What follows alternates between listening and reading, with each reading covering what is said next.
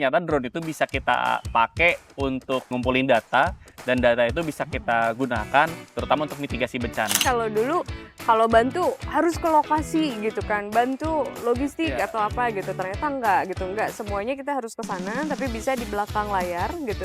Jadi concernnya memang teknologi dan data gitu, dan pemuda yang penting gitu. Inovasi itu, baik itu inovasi yang kecil ataupun yang besar, itu akan berdampak ke diri kita dan lingkungan. Jangan takut untuk melakukan hal kecil, itu tidak akan berdampak. Justru hal besar itu juga dari hal kecil gitu, tapi harus dimulai. Mainnya serius dong itu kalau bukan main Kalau lagi itu- ya. Bukan main lagi. Kalau bukan main lagi. Begitu hilang mahal soalnya drone-nya gitu ya. Drone-nya seharga Innova. Pembangunan di Indonesia itu dilakukan di semua sektor, termasuk di sektor kebencanaan. Dan di sektor ini, inovasi-inovasi yang dilakukan oleh pemuda sangat berkontribusi dalam meminimalisir dampak-dampak bencana. Ada 2 kelompok pemuda yang mengembangkan teknologi canggih, namun berbiaya rendah. Yang pertama ada kelompok pemuda yang mengembangkan Outsmart Disaster, sebuah alat yang efektif untuk mengumpulkan data kebencanaan dan pemberdayaan masyarakat dengan teknologi biaya rendah tentunya. Lalu ada juga Sky Volunteer, tim relawan khusus dari Sinersia Foundation yang mengoptimalkan penggunaan teknologi drone dalam proses penanganan bencana alam. Keren-keren ya? Nah, kebetulan banget nih. Saya baru dapat pesan singkat dari mereka. Saya diundang ngobrol bareng dengan 2 orang pendiri dari 2 kelompok pemuda yang canggih ini. Ada Wina Natalia dan Firman Budiman di sebuah tempat nongkrong yang paling epik ya di Universitas Indonesia, yakni di Velpes UI, di lingkungan kampus yang tentunya keren ya, di Depok. Sekalian kita podcast di sana. Yuk kita ketemu di sana. Udah jalan. Komersial kan. Oh. Udah komersial. Kita udah Oh, jualan kalau juga. kita masih Nah, uji inovasi coba kan, inovasi di Nah, Magelang sebetulnya, gitu. Nah, maksudnya ini bisa di Halo, kolaborasi. Mbak Wina. Wih, Halo Mas Agus, Mas. baik nih. Mas Firman. Alhamdulillah. Mas Agus. Boleh join nih kita ya? Boleh. Dengan senang hati, makin ganteng aja nih. Aduh, masnya Mama ini yang makin mantep nih. Widih. Aduh. Ngeri. Pemuda-pemuda Indonesia yang keren-keren. Ah, Lagi seru banget ngobrol apa sih? Ini lagi ngobrolin beberapa inovasi gitu kami dari Inspire gitu kan. Oh. Apa namanya? Youth and yang profesional gaya kan Ya, gitu ya ceritanya gitu biar lebih ini pemudanya ada youth profesional ini yang Iya, profesional. iya. Kita lagi ngomongin beberapa kegiatan yang kita lakukan gitu kan. Jadi ada beberapa kegiatan kalau tadi ngobrol sama Kang Abi sekitar apa inovasi atau teknologi dalam konteks pertanian. Jadi kita juga ada melakukan itu di Magelang gitu kan, di Inspire. Terus Kang Abi juga ternyata sama gitu dilakukan melakukan di juga. daerahnya. Oh, klub dong ya. Klub. Terus juga ada beberapa kayak misalnya kalau di Inspire itu ada namanya Outsmarting Disaster. Jadi memang berhubungan dengan teknologi juga, tapi untuk daerah pantai dan untuk daerah sungai. Nah itu tuh yang saya mau penasaran banget mau tahu. Kenapa sih Mbak Wina awal mulanya sampai kepikiran bikin alat Outsmart itu? Jadi kalau misalnya yang buat atau ngembangin programnya bukan saya sendiri, jadi ada teman-teman juga. Saya jadi perwakilannya nih. Sekarang ketemu sama Mas Agus sama Kang Abi. Jadi memang kalau semangatnya itu kita pemuda-pemuda yang pengen punya sesuatu, pengen dikontribusiin ke komunitas khususnya gitu dan bisa menghasilkan data yang bisa dipakai. Jadi concernnya memang teknologi dan data gitu. Dan pemuda yang penting gitu. Jadi memang sasarannya juga ketika masuk di komunitas kita akan carinya pemuda mana yang bisa dideketin gitu dan yang mana nih yang bisa ngejaga si apa ya namanya isunya masih tetap hidup gitu. Karena kalau pemuda nggak merhatiin itu dari sekarang jauh nanti akan lebih ketinggalan gitu. Dan karena kita masih muda gitu kan. Harus banyak kontribusi. Harus ya. banyak kontribusi gitu dalam arti dan sukanya di mana gitu itu yang bisa dikontribusiin. Jadi kalau misalnya balik lagi ke ngomong You Inspire kayak fokusnya memang ada di 5 hal. kayak ilmu pengetahuan, teknologi, inovasi, terus juga di sisi seni. Jadi jangan lupa gitu, ngomongnya ini serius-serius, satunya harus dibungkus sama seni gitu kan. Dan ini yang bisa siapa aja, pemuda yang punya background apa aja dan keminatannya apa aja, suka dalam konteks tadi kebencanaan, itu bisa melakukan di situ. Nah makanya ketika kita ke komunitas, nggak usah ngomong background S1, S2, S3, S24 misalnya kalau Samsung sekarang gitu ya. Mau gabung, mau join, mau kontribusi apa, ayo kita bareng-bareng. Keren ya. Apalagi kemarin habis menang katanya ya. Wah, kena spill nih. Keren banget. Jadi kemarin ada perlombaan, jadi nama perlombaannya itu Hack for Resilience. Jadi salah satu penyelenggaranya Bapeda dan fokusnya di Jakarta. Kita buat nama grupnya River Sense. Jadi biar kalau ya bahasa Indonesianya mungkin secara ini merasakan sungai gitu ya. Tapi sebenarnya lebih kayak melihat apa sih yang terjadi di sungai dan itu bisa memberikan informasi pada warga sekitarnya. Jadi sebuah sensor yang kita coba kembangkan dan aplikasi kembangkan, kita bisa ngomongnya teknologi ini low cost. Iya.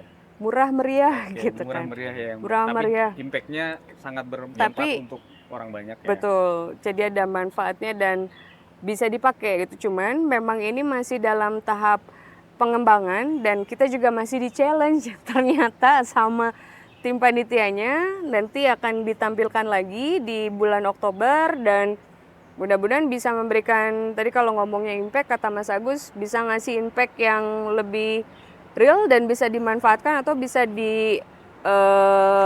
replikasi atau bisa juga dilakukan di daerah lain gitu. Nah kalau Mas Firman di lapangan sampai dikenal Kang Abi ini udah biasanya di balik kamera ya. Ya. Biasanya, tapi sekarang on cam nih. Iya, harus on cam sekarang. Iya. Itu juga punya cerita seru pastinya ya. Banget. Ya Mas Firman ya. Itu gimana sih awal mulanya? Jadi kalau awalnya itu kan ya kita orang yang senang di dunia visual ya.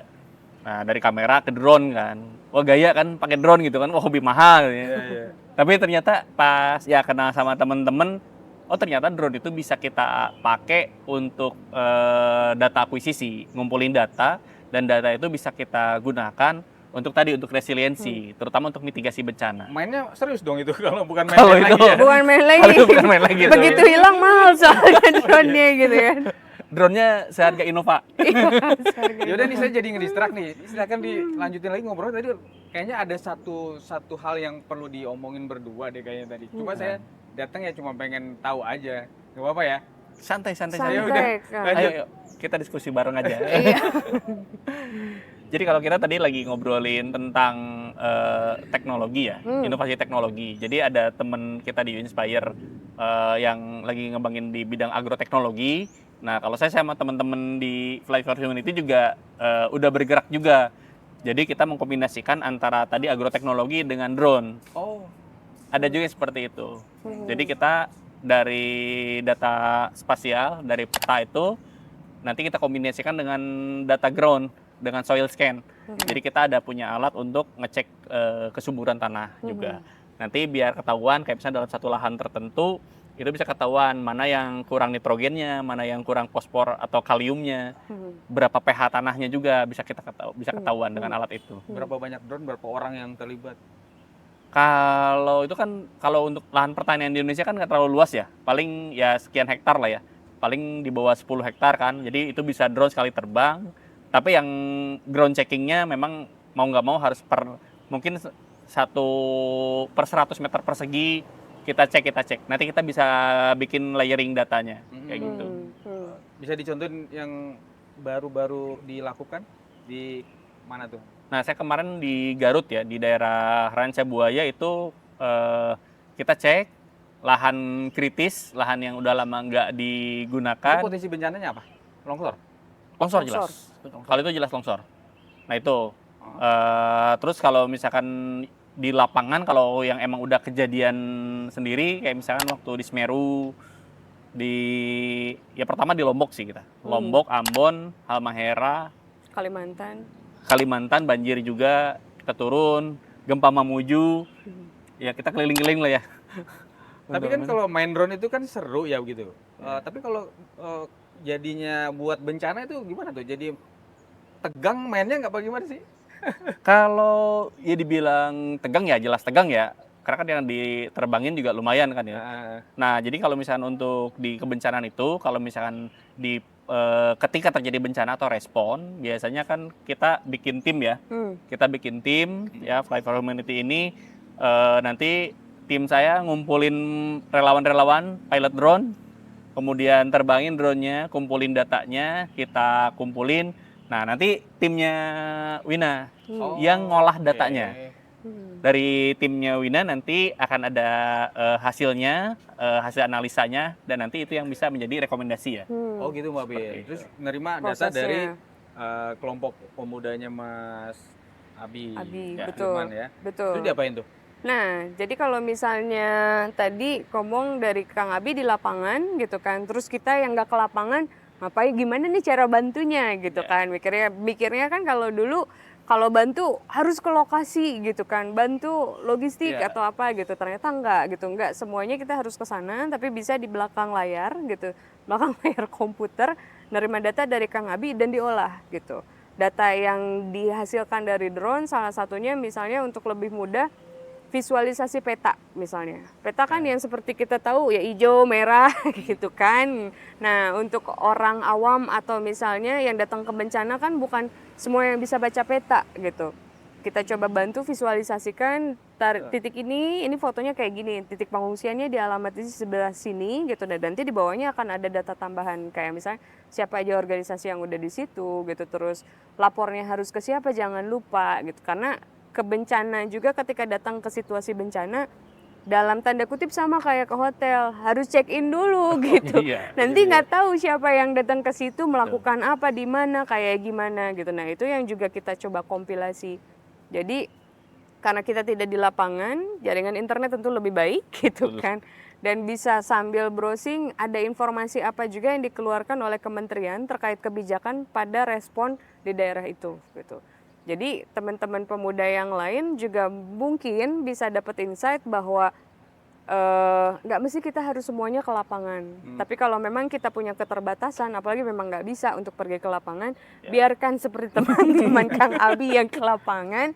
Tapi kita yang akan bantu, jadi supportnya Kang Abi, jadi kayak ibaratnya eagle eye-nya Kang Abi tapi di dunia maya gitu kan, untuk bantu bahwa Kang ada ini, ternyata ada informasi ini dari masyarakat yang kayak ini, coba dicek gitu.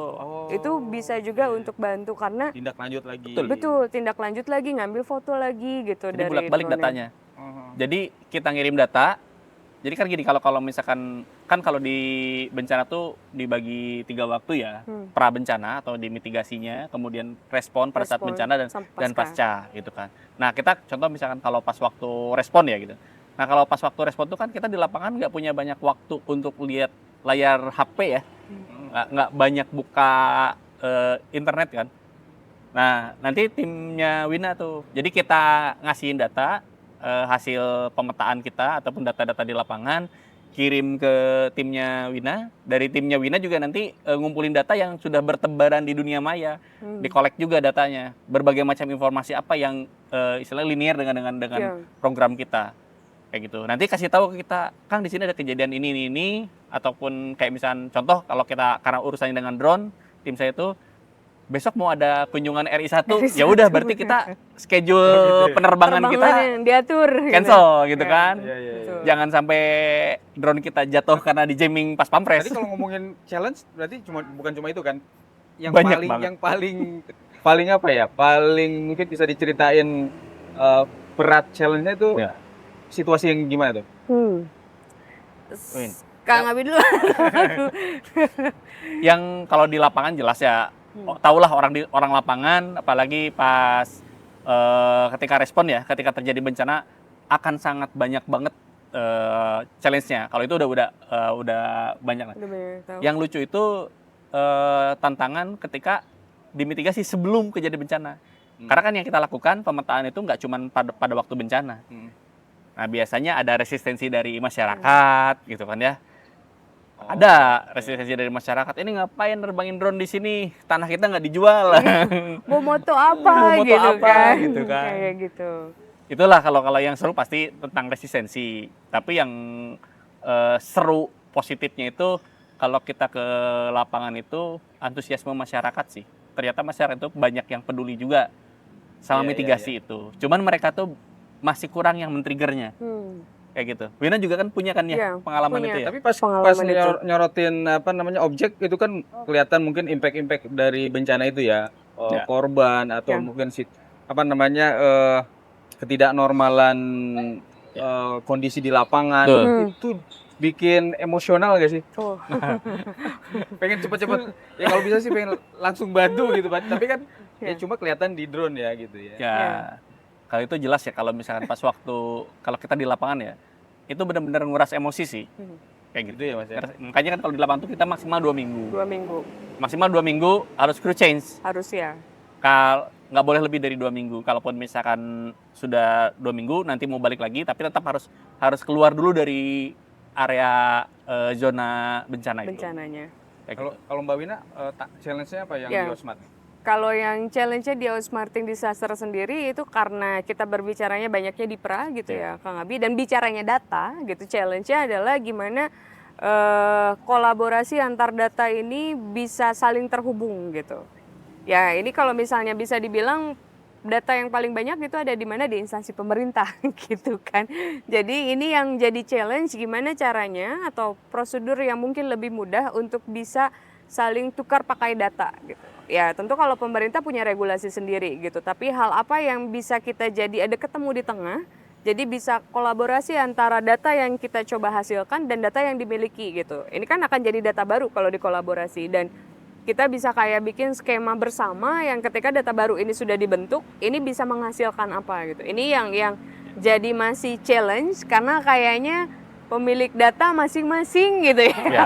Oh gitu ya. Iya, jadi iya gitu. Tapi itu yang jadi challenge. Ya, tapi ya. Sementara ini masih bisa diatasi karena kalau kita ngomong lembaga, oke lembaganya strict gitu, tapi kan di dalamnya ada orang-orang yang juga bisa kok pakai mekanisme ini gitu, bisa pakai mekanisme A yang kita coba ya harus bersurat, oke kita ikutin bersurat gitu, tapi mungkin prosesnya jadi lebih cepat gitu, karena pemuda Indonesia dong nggak kalah ya dong, nggak pantang menyerah. Betul, pantang menyerah. Kayak misalnya tadi kalau ngomong You Inspire Indonesia gitu, kita juga kan kadang-kadang kalau kita dapat inspirasi dari luar nih gitu kan. Nah kalau sekarang kebalik, yang di luar pemuda yang di Asia Pasifik yang ngomongin pengurangan resiko bencana dan fokus tadi di ilmu pengetahuan, teknologi, inovasi, itu yang ngelihat ke Indonesia. Bercontohnya ke Indonesia. Wow, iya. keren. Jadi kita buat You Inspire Indonesia dulu, setelah itu pemuda-pemuda di Asia Pasifik, di negara Asia Pasifik ngikutin buat kayak You Inspire pakai namanya misalnya You Inspire Filipina atau misalnya yang daerah lain gitu, negara lain, dan berkumpul namanya You Inspire Alliance namanya. Jadi biasanya kan kadang-kadang kita yang nyontoh dari luar nih, sekarang luar yang nyontoh dari kita dan dari pemuda gitu. Untuk bisa gimana jadi bridging atau jadi jembatan untuk bisa ngomongin bencana, tapi juga ada pemerintah dan ada komunitas gitu. Kita yang ada di tengah. Gitu. Itu berawal dari pemuda-pemuda yang memang mau mau dan terus juga punya semangat buat berinovasi. Betul. Itu teman-teman gimana sih cara apa ya? Memelihara motivasinya supaya memang benar-benar concern ke Indonesia, kebencanaan ya, dan juga impactnya untuk orang banyak kan, tidak hanya Indonesia tapi juga global ya. Itu betul. gimana sih? Maintenance-nya ini juga mungkin salah satu dari tantangan tadi gitu kan. Kayak tadi karena kalau misalnya ngomongin pemuda dan tadi dibilangnya pemuda ini kan pasti lagi proses ngerintis karir kan gitu. Nah ini yang coba kita maintain, gimana caranya mereka memang pas gitu, sesuatu yang pas kan lebih lama gitu kan ininya, dan mereka memang satu menikmati, bisa berkontribusi dan bisa ngambil manfaat dari situ. Hal ini yang coba kita create, khususnya You Inspire sendiri, gimana mereka bisa berkontribusi, apapun backgroundnya mereka, dan mereka nggak perlu takut gitu, mau ibaratnya SMA, SD atau misalnya itu mereka bisa berkontribusi ke kebencanaan khususnya di daerahnya dan mereka dapat manfaat dari itu. Sky Volunteer juga terus terbang dong ya? Iya. Nah, jadi tadi ya balik lagi yang kata Wina tadi gitu. Indonesia itu dari dulu kan semangat pemudanya kan. Dari zaman penjajahan kan Sampai yang ada bersama Sumpah Pemuda. iya, sampai ada Sumpah Pemuda kan. Benar-benar. Mungkin di negara lain nggak ada. Yang ada Sumpah Pemuda di Indonesia doang. Iya. Nah, sekarang juga sama gitu kan. Sebetulnya kalau pemuda itu dikasih wadah, ya kan, dikasih tempat untuk berkarya, berinovasi, itu unlimited ide-idenya itu. Nah, kita berusaha mencoba untuk mewadahi gitu kan ya. Nah, kalau di Sky Volunteer ini untuk di Fly for Humanity gerakannya itu kita mewadahi orang-orang yang seneng mengumpulkan data. Data itu nanti diolah sama timnya Wina. Betul. Kayak gitu. Karena kan kita basicnya rata-rata pilot drone gitu ataupun fotografer, videografer yang ngumpulin data aja dulu gitu kan. Nah, udah ada kebutuhannya nanti ataupun dari yang kita kumpulkan, nanti timnya Wina yang ngolah data itu. Kira-kira ada potensi apa dari data Seru ya. tersebut. Yang paling dekat proyek apa nih yang mau digarap bareng? Yang mau digarap bareng rasanya kalau dari Inspire tetap yang Outsmarting Disaster, Ya, dan itu juga betul. mungkin akan dicombine juga dengan beberapa kegiatan dari Sky Volunteer gitu kan, karena kita ngomong di darat, Sky Volunteer ini kayaknya di udara, jadi harus lengkap gitu package-nya. Dan tadi juga pemilahan antara sebenarnya kalau Inspire tidak bergerak di respon, tapi responnya spesifik untuk data gitu, karena itu bisa dipakai lagi nanti untuk kegiatan mitigasi misalnya. Itu kan datanya harus bisa dipakai gimana caranya mereka tidak terdampak kembali gitu. Itu dari Sky Volunteer. Jadi kalau kita fokusnya ngumpulin datanya gitu kan. Karena untuk yang ngolah data memang butuh waktu, butuh keahlian spesifik juga. Kayak gitu. Karena yang contoh mungkin kalau cuman bikin petanya aja ya mudah. Terbangin drone, datanya masukin komputer, olah pakai software, udah jadi peta gitu kan. Nah, cuman peta itu mau jadi apa? Apakah cuma dilihat doang? Kan enggak kan? Peta itu kan harus menjadi sebuah kebijakan. Kalau misalkan pada saat terjadi bencana, kita bisa ngelihat perubahan geomorfologi kan, apakah ada perubahan atau tidak, atau dampaknya seperti apa. Nah, yang kalau kita kan concernnya kan di SETI ya, dan di DRR ya, Disaster Risk Reduction. Nah, sebelum terjadi bencana, kita lihat data secara di lapangannya seperti apa. Ini udah jadi peta, kira-kira apa sih? Ada potensi bencana apa dari data yang kita miliki, kayak gitu. Tapi sejauh ini stakeholder ataupun pemerintah sendiri sudah sangat terbantu ya dengan teman-teman semua ya. Ya. Dan dipakai. Betul, dipakai. Dan biasanya kalau tadi pertanyaannya ada proyek apa ke depan gitu kan, mungkin sedikit mempromosikan kita akan diundang untuk Jakarta Innovation Day gitu, karena yang menang juara kemarin gitu. Nah, mungkin nanti spill harus lihat ke sana gitu, bentuk kolaborasinya apa yang dikolaborasikan oleh pemuda khususnya gitu. Kalau misalnya kita bilang yang kita kasih pemuda untuk Indonesia, dan lebih khususnya memang untuk komunitas yang bakal mudah-mudahan sih tidak, tapi memang sudah punya potensi bencana gitu, dan apapun yang bisa diberikan sekecil apapun itu pasti akan berguna buat mereka. Oke. Kata kuncinya buat teman-teman yang notabene pemuda Indonesia ini kan banyak sekali ya kompetensinya, kapasitasnya. Biar sama-sama ikut bareng-bareng gerakan dengan Mbak Wina dan Kang Firman ini gimana, Mas? Ada mungkin dari Kang Firman udah. Ya kalau buat kita ya pemuda itu ya memang harus terus bergerak gitu. Jangan kebanyakan mager gitu. Ya, kalau kata jangan kebanyakan mager gitu kan. Kenapa? Ya karena dari inovasi ini yang akan membuka peluang kita ke depannya gitu. Karena udah jelas lah kalau inovasi itu, baik itu inovasi yang kecil ataupun yang besar, itu akan berdampak ke diri kita dan lingkungan. Itu sih kalau dari saya. Itu kata kuncinya ya. Dari Mbak Wina. Kalau saya lebih ke tunjukin kalau dirimu mau gitu untuk berkontribusi. Jadi jangan cuma jadi pelengkap, apalagi pemanis gitu di situ. Tapi memang harus kelihatan kontribusinya. Tadi kalau zaman sekarang mager nggak apa-apa Kang, tapi depan komputer gitu. Jadi tetap ada kontribusi. Magernya jangan gitu. nggak ngerjain apa-apa banget Benar, gitu jadi kan nggak ya. ngerjain apa-apa banget, dan maksudnya jangan takut untuk melakukan hal kecil, itu tidak akan berdampak. Justru hal besar itu juga dari hal kecil gitu, tapi harus dimulai itu dulu sih. Iya. berarti mirip ya kita ya, apa namanya, mindset kita, ya media Radio Republik Indonesia juga dalam hal ini siaran luar negeri, siarannya itu harus relevan, berdampak, dan menginspirasi. Jadi Betul. itu seperti teman-teman semua Betul. ya. Kayaknya harus pamit nih, Mbak Wina, Siap, Kang Firman, terima kasih banyak. sama-sama. Mantap, Mas Terima Agus. kasih. Terus ya. Kapan-kapan kita diskusi lagi ya. Siap. Oke. Oke, Terima kasih. yuk. Makasih Mas Agus. Dah. Yuk. Dari Mas. Yuk. Hati. Itu yang apa?